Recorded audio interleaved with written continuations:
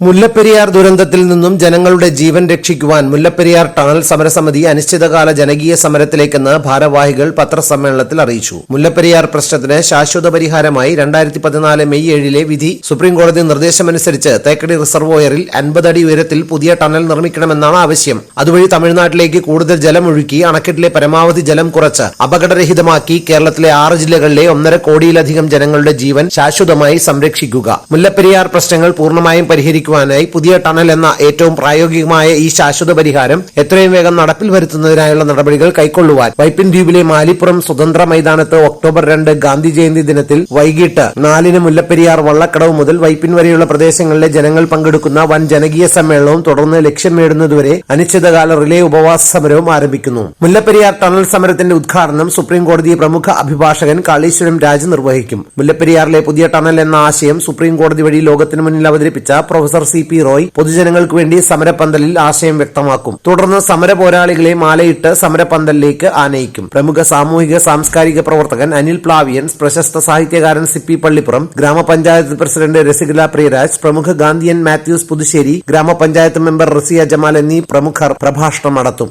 പത്രസമ്മേളനത്തിൽ മുല്ലപ്പെരിയാർ ടണൽ സമരസമിതി ഭാരവാഹികളായ president Rajesh Ravi, secretary Smijin Raj, KX Robin, VK Santhosh, Noushad Naduvilakath എന്നിവർ പങ്കെടുത്തു.